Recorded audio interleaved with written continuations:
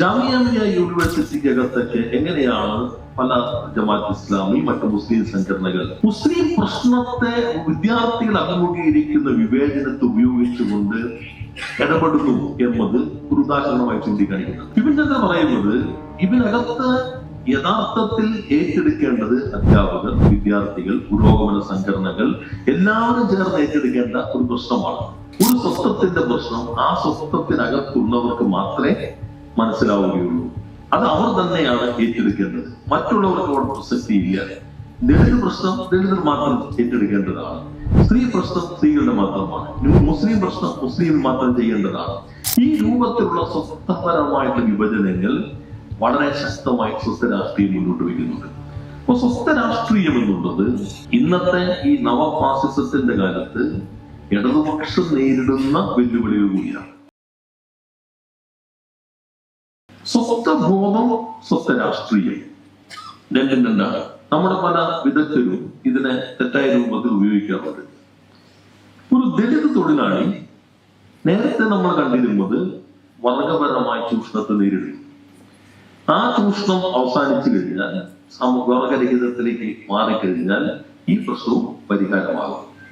ഇതാണ് പണ്ടത്തെ കാഴ്ചപ്പാട്. ഇത് പ്രയോഗത്തിൽ അങ്ങനെയാണെന്ന് പറയാൻ പറ്റില്ല. കമ്മ്യൂണിസ്റ്റുകാർ ഇന്ത്യയിൽ സ്വീകരിച്ച സൈദ്ധാന്തിക നിലപാട് ഇങ്ങനെയൊക്കെ ആയിരുന്നെങ്കിലും ഇപ്പൊ കേരളത്തിലെ പ്രയോഗം എങ്ങനെയായിരുന്നില്ല. സാമൂഹ്യമായ വിവേചനങ്ങൾക്കെതിരെ ഒത്തിരി പോരാട്ടം നടത്തി. തമിഴ്നാട്ടിൽ അങ്ങനെയായിരുന്നില്ല. പക്ഷെ ഐഡിയോളജിക്കൽ പൊസിഷൻ എങ്ങനെയായിരുന്നു ആദ്യം. പിന്നെ ആ നിലപാട് വസ്തുതകളെ അടിസ്ഥാനപ്പെടുത്തി മാറ്റി. തൊഴിലാളി എന്ന നിലയിലുള്ള സാമ്പത്തിക ചൂഷണത്തെ നേരിടുന്നതോടൊപ്പം ഒരു ദളിത് തൊഴിലാളി ദളിതൻ എന്ന നിലയിലുള്ള സാമൂഹ്യ വിവേചനത്തെയും നേരിടുന്നുണ്ട്.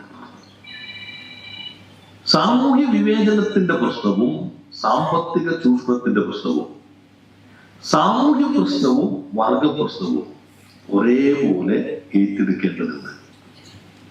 ഒരു സ്ത്രീ തൊഴിലാളി എന്ന നിലയിലുള്ള വർഗ ചൂഷണ സാമ്പത്തിക ചൂഷണത്തെ, വർഗ പ്രശ്നത്തെ നേരിടുന്നതോടൊപ്പം തന്നെ സ്ത്രീ എന്ന നിലയിലുള്ള ലിംഗപരവും സാമൂഹ്യവുമായ വിവേചനത്തെയും നേരിടുന്നത്.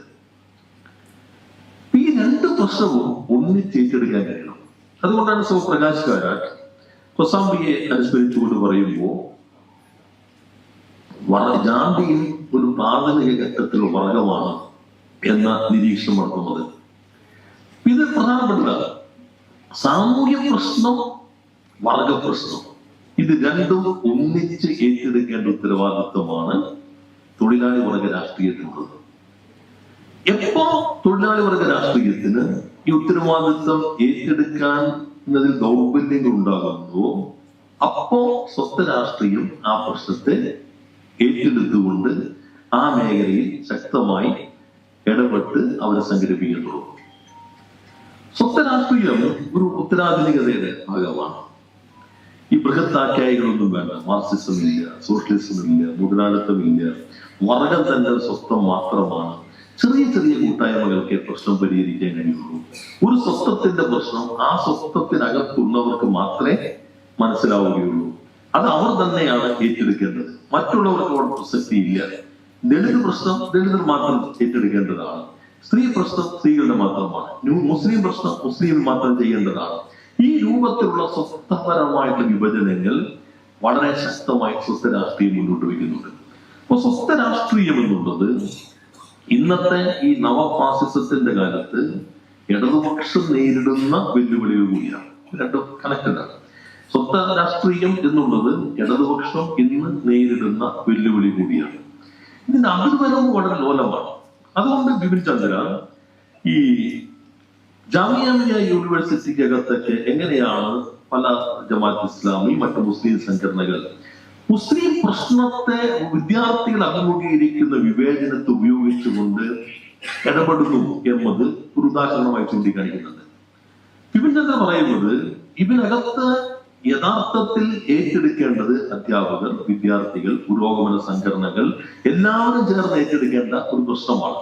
സാമൂഹ്യമായോ അല്ലെങ്കിൽ അക്കാദമികപരമായോ സാമ്പത്തികപരമായോ ആ ക്യാമ്പസിനകത്ത് അവർ നേരിടുന്ന വിവേചനത്തെ അങ്ങനെ ഏറ്റെടുക്കുന്നതിൽ ദൗർബല്യം ഉണ്ടാകുമ്പോൾ ആ വാക്യത്തിലേക്കാണ് ഇവര് കയറുന്നത്. അത് എളുപ്പത്തിൽ ചെലവാകുന്നതായി മാറുന്നു. അത് അവിടെ മാത്രമല്ല, കേരളത്തിലും ഇപ്പൊ നിങ്ങൾ ഈ തെരഞ്ഞെടുപ്പിന് ശേഷമുള്ള അനുഭവങ്ങളുടെ കൂടി പശ്ചാത്തലത്തിൽ ഒരു പ്രധാനപ്പെട്ട പ്രശ്നമായി തന്നെ കാണേണ്ടതുണ്ട്. സ്വസ്ഥ പ്രശ്നം അങ്ങനെയാണ് വരുന്നത്.